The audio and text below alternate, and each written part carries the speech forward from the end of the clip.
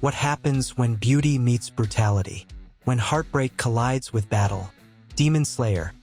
Infinity Castle doesn't knock gently. It storms in, tearing open the door with blood, grief, and some of the most stunning animation we've ever seen. But does this emotional spectacle rise to perfection, or do its flaws hold it back? Welcome back to Review. Today, we're diving into Demon Slayer, Infinity Castle, the explosive start to the trilogy that has fans both sobbing and cheering. This film delivers breathtaking fights, gut-punching flashbacks, and a reminder that no one is safe inside Musen's lair.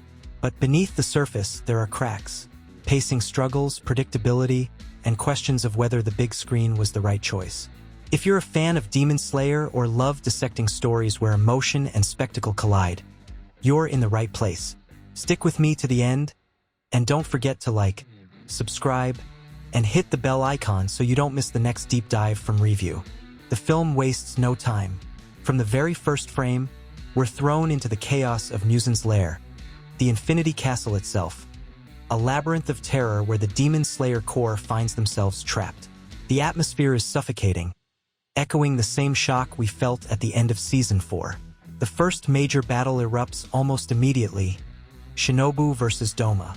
It's a confrontation drenched in sorrow, fury, and inevitability. Shinobu, one of the most beloved characters in the series, fights not just with skill, but with every ounce of grief and vengeance in her heart. But here's where cracks in the film's design begin to show. Every clash of blades is interrupted by flashbacks, moments from Shinobu's past, and even glimpses into Douma's story. While these backstories enrich the characters, they also fracture the rhythm of the fight.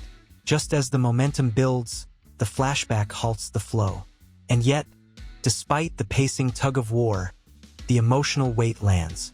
Shinobu's death is devastating, and the aftermath, Kaneo's silent witness, hits like a dagger to the chest. This opening fight sets the tone. Infinity Castle is about spectacle, yes, but it's also about pain. Every victory comes at a cost. If Shinobu's battle revealed the cracks, the pattern continues in the next showdown. Zenitsu versus Kaigaku. Once again, the action is powerful, but the film leans heavily on memory. The flashbacks to their shared master are moving, yet they fracture the flow of combat. What could have been a relentless duel instead feels like a stop-and-start rhythm. This formula repeats in the climactic clash. Akaza versus Ju and Tanjiro.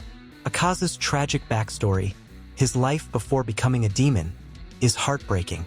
We see the pain of a man who was once human, a fighter weighed down by loss and regret. But when the film yanks us back into the present, the impact is so heavy that you momentarily forget a battle is still raging. For some viewers, these flashbacks elevate the story, layering the fights with meaning.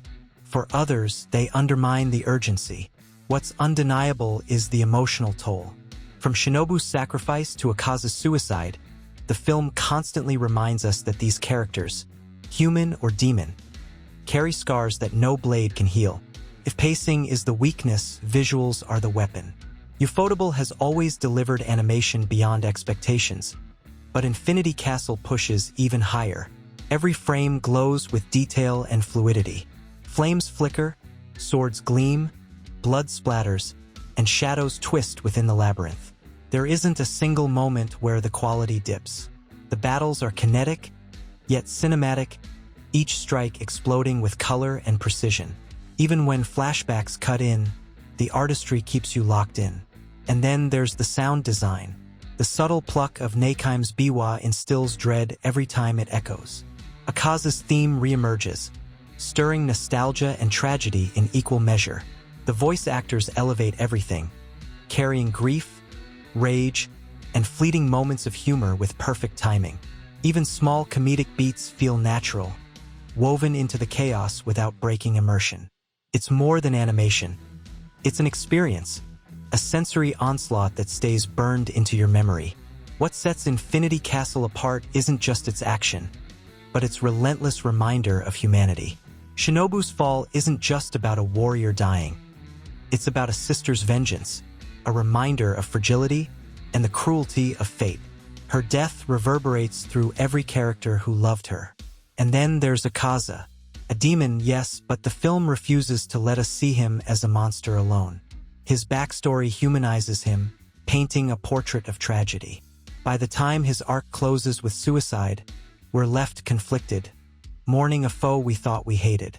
This duality, heroes who bleed and villains who weep, is what gives Infinity Castle its emotional punch. It refuses to let battles be empty spectacle. Every blade swung cuts into something deeper: loss, guilt, or memory.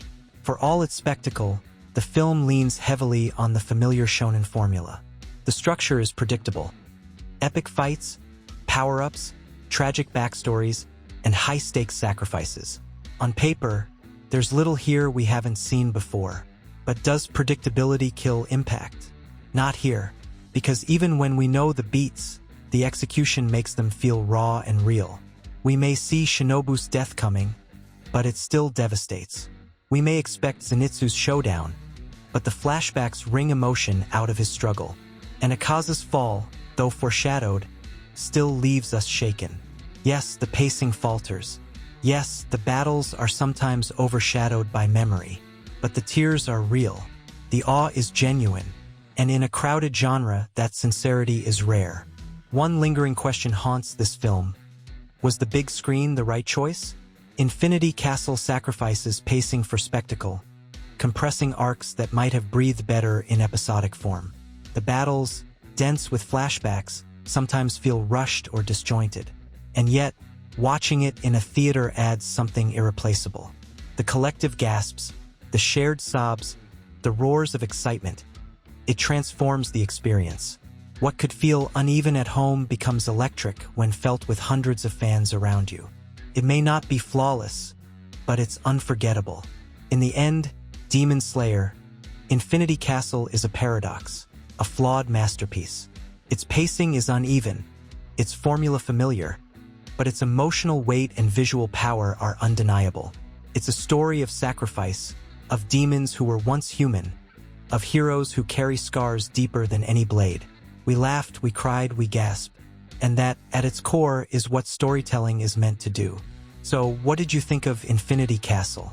Did the flashbacks elevate the fights for you, or did they drag down the momentum? Drop your thoughts in the comments. I'd love to hear how you experienced it.